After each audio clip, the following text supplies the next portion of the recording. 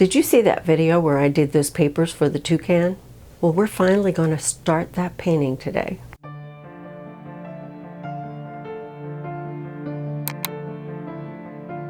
Welcome back, friends.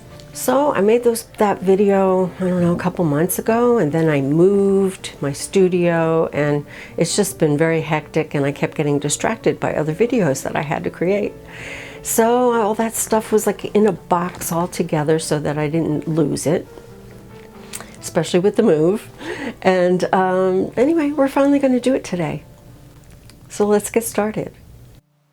So I like to work on wood panel boards, and they're deep cradle, and I always paint with a black gesso background, and I'm not happy with the texture, or the lack of texture I should say, with wood. So I use this Daniel Smith watercolor ground over my black gesso to give the wood a little bit more tooth. So that's what I'm doing here right now. I'm just putting one coat. I don't need a lot.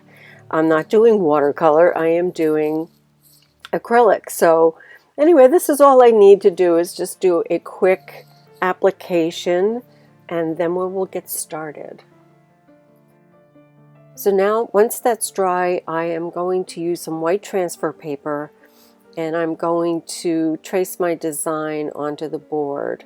And I'm anchoring it in one corner. And I'm just going to use a sharp pencil. I'm going to use a hard pencil so I can really make sure that I get into and through the transfer paper and get a nice transfer. And I'm not going to be too picky. I'm going to do most of the areas that I think I need where my color transitions are happening, but this doesn't have to be perfect. I can always make adjustments later. And so I don't do every little shadow. I just do the outer edges, and then, you know, make sure that I know where all my color transitions have to happen. The bird is going to be mosaic, and the background is going to be painted. So the little flower that you see in the upper left-hand corner and that big leaf, that is all going to be acrylic paint.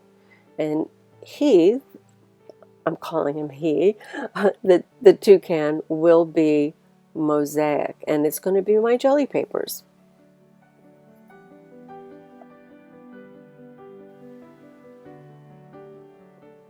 Okay, so let's see how we did.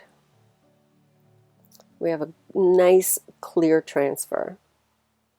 I love this transfer paper. It just saves lots and lots of time. So I like to start with the painting first. So I'm going to pull out some titanium white, some Naphthol red medium, and some alizarin crimson. And I have it on my palette, and I'm going to be mixing there, maybe with a little glazing medium, so that I can get some nice blending going.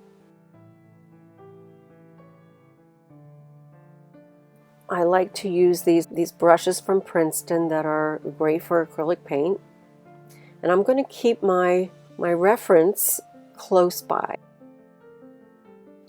So I'm starting with these colors, but you'll see later that I layer some other colors on top.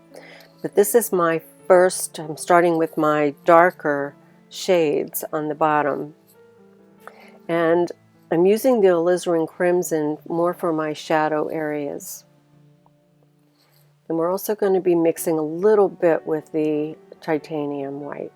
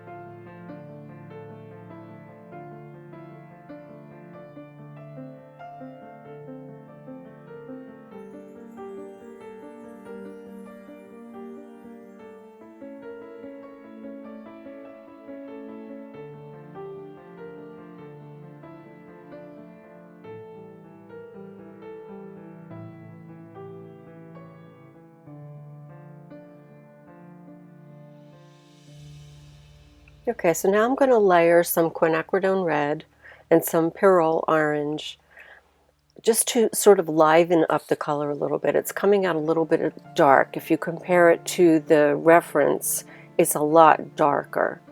And I don't want to just add white to the paint because then it's just going to dull it even further. It's going to look more pink, like a dull pink.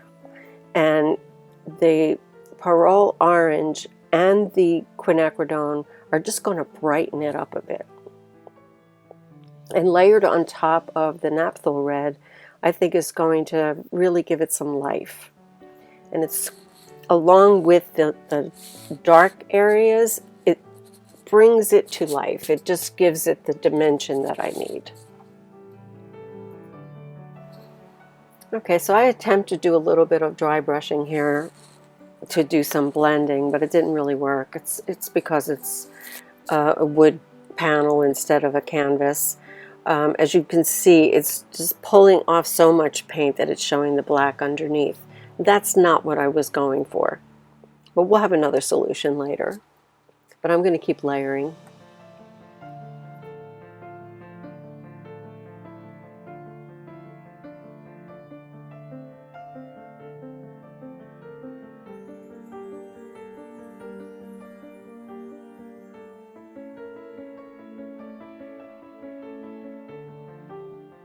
So I gave up on the dry brushing, and I'm going back to my glazing liquid to do my blending.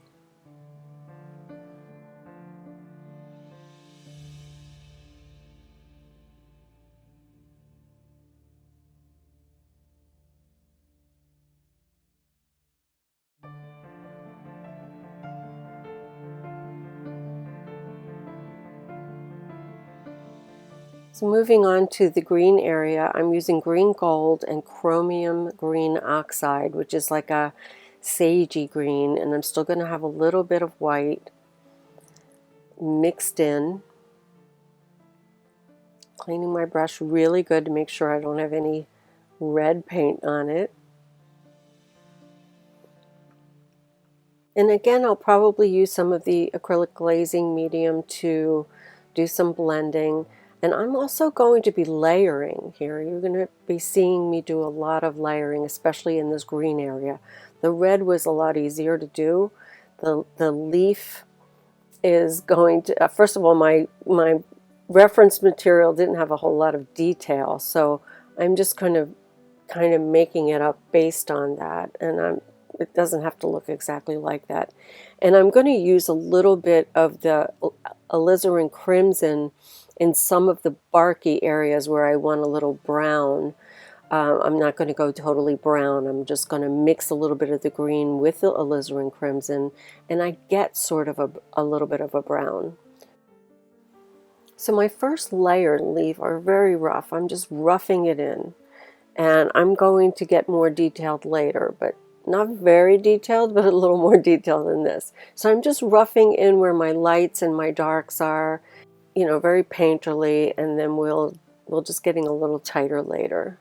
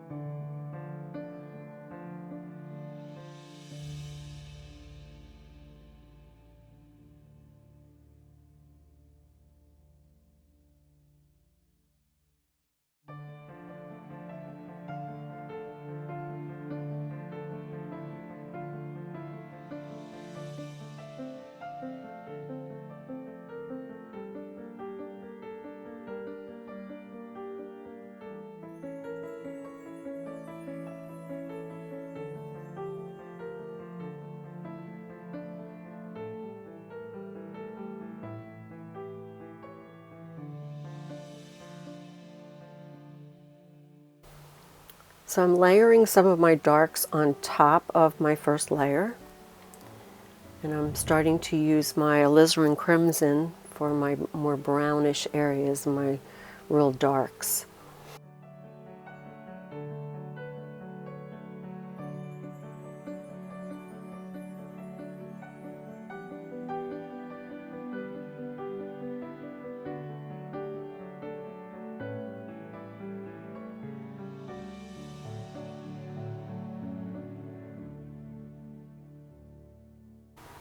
It's always frustrating when you don't have a good reference material. And in this case, I should have probably looked for something a little bit better. There's just not enough detail in the one that I'm following. But in the end, I still really love the way this came out. I did struggle a little bit with the area above his beak. The area right in that tucked underneath, like where his beak is and the body, that really dark area, in the end, I absolutely love the way that part came out. I mean, sometimes I just zero in on a spot and that was it. And so this top area, I end up going too light and then I end up having to darken it again. So I've layered up there many times. And then I go way too dark. I put too much alizarin crimson. It's way too red, but it ends up being a good undertone for what I end up doing with it. So always think when you're layering, because some of these paints are very transparent, you know, the under painting that you do does show through a little bit. So then I decide a little bit that I need to go a little bit lighter in some areas and darker in other areas, or a little more green. You know, I'm back and forth with this. When you're painting, you can't expect, you know, your first brush strokes to just be, you know, perfect. With acrylics, it's more about the layering than anything. Especially sometimes to get the right color.